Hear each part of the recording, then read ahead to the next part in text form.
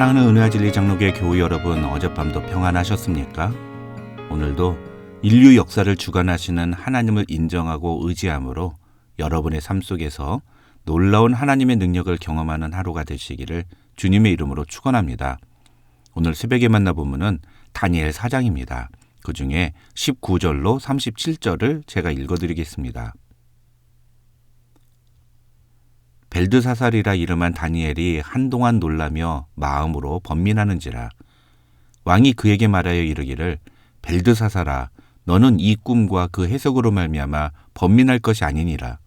벨드사살이 대답하여 이르되, 내 주여, 그 꿈은 왕을 미워하는 자에게 응하며 그 해석은 왕의 대적에게 응하기를 원하나이다. 왕께서 보신 그 나무가 자라서 견고하여지고 그 높이는 하늘에 닿았으니 땅 끝에서도 보이겠고, 그 잎사귀는 아름답고 그 열매는 많아서 만민에 먹을 것이 될 만하고, 들짐승은 그 아래에 살며 공중에 나는 새는 그 가지에 깃들었나이다. 왕이여, 이 나무는 곧 왕이시라. 이는 왕이 자라서 견고하여지고 창대하사 하늘에 닿으시며 권세는 땅끝까지 미치심이니이다. 왕이 보신즉 한 순찰자, 한 거룩한 자가 하늘에서 내려와서 이르기를, 그 나무를 베어 없애라. 그러나 그 뿌리에 그루터기는 땅에 남겨두고 쇠와 놋줄로 동이고 그것을 들풀 가운데 두라. 그것이 하늘 이슬에 젖고 또 들짐승들과 더불어 제 몫을 얻으며 7대를 지내리라 하였나이다. 왕이여, 그 해석은 이러하니이다. 곧 지극히 높으신 이가 명령하신 것이 내 주 왕에게 미칠 것이라. 왕이 사람에게서 쫓겨나서 들짐승과 함께 살며 소처럼 풀을 먹으며 하늘 이슬에 젖을 것이요, 이와 같이 7대를 지날 것이라. 그때 지극히 높으신 이가 사람의 나라를 다스리시며 자기의 뜻대로 그것을 누구에게든지 주시는 줄을 아시리이다. 또 그들이 그 나무 뿌리에 그루터기를 남겨두라 하였은즉 하나님이 다스리시는 줄을 왕이 깨달은 후에야 왕의 나라가 견고하리이다. 그런즉 왕이여, 내가 아뢰는 것을 받으시고 공의를 행함으로 죄를 사하고 가난한 자를 긍휼히 여김으로 죄악을 사하소서. 그리하시면 왕의 평안함이 혹시 장구하리이다 아니라. 이 모든 일이 다 나 느부갓네살 왕에게 임하였느니라.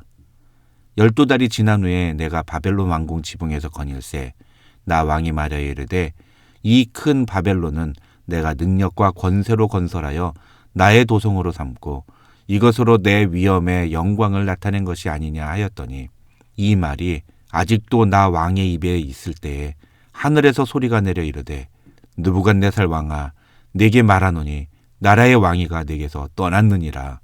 내가 사람에게서 쫓겨나서 들짐승과 함께 살면서 소처럼 풀을 먹을 것이요, 이와 같이 7대를 지나서 지극히 높으신 이가 사람의 나라를 다스리시며 자기의 뜻대로 그것을 누구에게든지 주시는 줄을 알기까지 이르리라 하더라. 바로 그때에 이 일이 나 느부갓네살에게 응함으로 내가 사람에게 쫓겨나서 소처럼 풀을 먹으며 몸이 하늘 이슬에 젖고 머리털이 독수리 털과 같이 자랐고 손톱은 새 발톱과 같이 되었더라.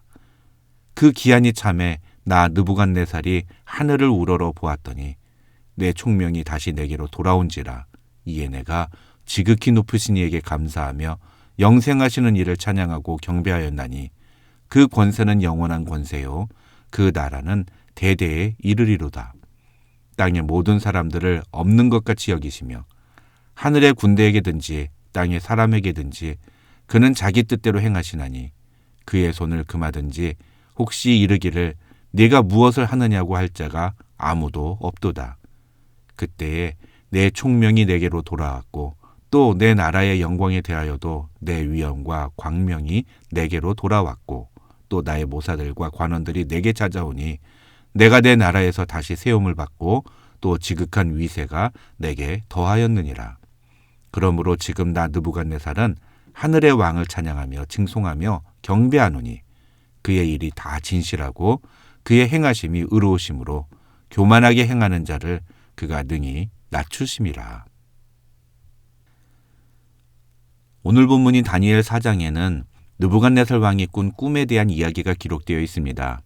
이 다니엘 4장은 한 가지 독특한 점이 있는데 그것은 이 4장을 쓴 사람이 다니엘이 아니라 마치 느부갓네살 왕인 것처럼 느부갓네살의 1인칭 시점으로 모든 내용을 기록하고 있다는 것입니다. 다시 말하면 이 다니엘 4장에서 나 또는 내가라는 주어는 거의 대부분이 느부갓네살 왕 자신을 지칭하는 것이며 심지어 다니엘조차도 3인칭 시점으로 기록되어 있습니다.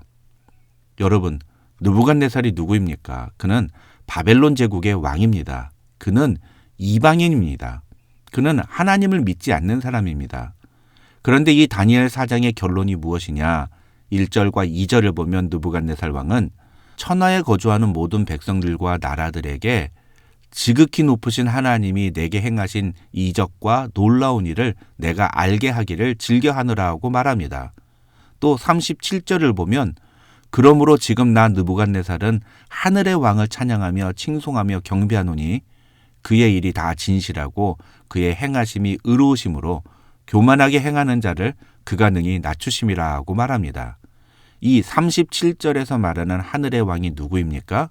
바로 2절에 나오는 지극히 높으신 하나님을 의미합니다. 쉽게 말하면 느부갓네살 왕이 이 다니엘 4장을 기록한 이유는 하나님이 자신에게 행하신 일을 통해 자신이 알게 된 하나님이 어떤 분인지를 사람들에게 이해하게 하고 싶어서라는 것입니다.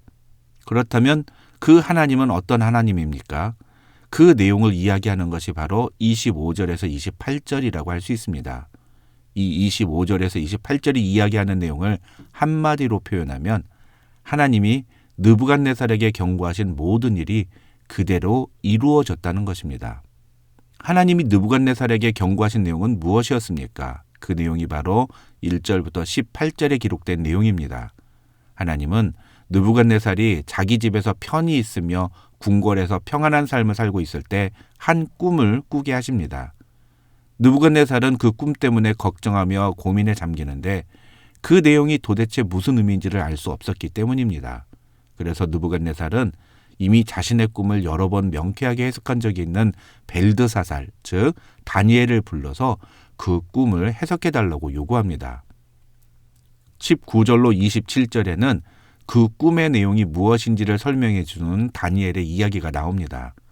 한마디로 설명하면 하나님께서 땅끝까지 권세가 미친 느부갓네살 왕을 꺾고 7년 동안 요즘 말로 하면 홈리스들처럼 거리에서 방황하며 살게 만드실 것이라는 겁니다. 그러면서 다니엘은 하나님이 느부갓네살에게 이런 경고의 꿈을 꾸게 하신 이유는 사람의 나라를 다스리시며 자기 뜻대로 그것을 누구에게든지 주시는 분이 하나님이라는 사실을 느부갓네살 왕이 깨닫고 그래서 하나님 앞에서 겸손하게 공의를 행함으로 죄를 사하고 가난한 자를 긍휼히 여김으로 죄악을 사하게 하기 위해서라고 말합니다. 28절에서 느부갓네살은 이 모든 일이 다 느부갓네살 왕에게 임하였느니라고 고백합니다. 그러나 이어지는 29절을 보시면 12달이 지난 후에라는 말로 시작하는데 이것은 이 꿈을 꾼 지 12달이 지난 후를 의미합니다. 그러면서 그 뒤에 앞서 자신이 꾼 꿈이 어떻게 현실로 이루어졌는지에 대해서 설명합니다. 이 말은 느부갓네살이 꿈을 꾸고 다니엘이 그 꿈의 의미와 이유에 대해서 설명을 해주었지만 느부갓네살은 12달, 즉 1년 동안 그 꿈에 대해서 아무런 반응도 하지 않았다는 뜻입니다. 무슨 말이냐 하면 학자들은 만약에 느부갓네살이 그 12달 동안 하나님이 의도했던 것처럼 하나님을 인정하고 겸손하게 하나님이 기뻐하시는 대로 나라를 통치했다면 아마 하나님이 원래 계획하셨던, 다시 말해서 느부갓네살이 꾸었던 그 꿈들이 실제로 일어나지 않게 하셨을 것이라고 설명합니다. 하나님은 아무리 악한 자가 죄를 지어 징벌하기로 결정하셨다 하더라도 그가 하나님 앞에서 진심으로 회개하고 돌이킬 때 그를 용서해 주셨기 때문입니다. 북이스라엘 역사상 가장 악한 왕이었던 아합 왕과 요나서에 기록된 아수르의 수도 니느웨 사람들이 바로 그 대표적인 예입니다. 그러나 느부갓네살은 그 12달 동안 다니엘이 이야기했던 경고를 바르게 받아들이는 자세를 보여주지 않았습니다. 그래서 29절로 33절을 보면 느부갓네살은 실제로 자신이 왕위에서 쫓겨나서 들짐승들과 살면서 소처럼 풀을 먹으며 7년을 살았다고 고백합니다. 사랑하는 성도 여러분, 저와 여러분은 하나님의 경고를 무시하는 어리석은 행동을 절대로 하지 않기를 바랍니다. 하나님이 우리에게 경고의 메시지를 주실 때 그때 깨닫고 돌이켜서 겸손히 하나님 앞에서 바른 태도를 보이면 됩니다. 그럼 우리는 하나님의 진노의 심판을 피해갈 수 있습니다. 그러나 그것을 깨닫지 못하고 태도를 바꾸지 않는다면 그는 절대로 하나님의 심판을 피할 수 없다는 사실을 오늘 본문은 우리에게 이야기하고 있는 것입니다. 그렇게 하나님의 심판을 겪은 후에 느부갓네살은 하나님의 은혜로 모든 것을 다시 회복하게 됩니다. 그 내용을 보여주는 것이 바로 34절부터 37절의 내용입니다. 그때 느부갓네살은 이전의 자신과는 다른 사람이 되어 있었습니다. 그것은 이 세상에 자신만한 권력자가 없고 자신보다 위대한 왕이 없다고 생각했던 모습에서 지극히 높으신 하나님께 감사하며 그를 찬양하며 그의 권위를 인정하는 겸손한 왕의 모습을 갖추게 된 것입니다. 34절부터 37절의 내용을 잘 보십시오. 이 내용이 어디 이방인이요 불신자의 입에서 나올 만한 말입니까? 오히려 이런 고백은 진짜로 신앙이 성숙한 성도에게서나 들을 법한 이야기 아닙니까? 그런데 그런 고백을 느부갓네살이 하고 있는 것입니다. 여러분, 이제 다시 1절에서 3절로 돌아가서 이 1절로 3절에서 느부갓네살이 하는 말을 들어보십시오. 느부갓네살 왕은 천하에 거주하는 모든 백성들과 나라들과 각 언어를 말하는 자들에게 조서를 내리노라. 원하노니 너희에게 큰 평강이 있을지어다.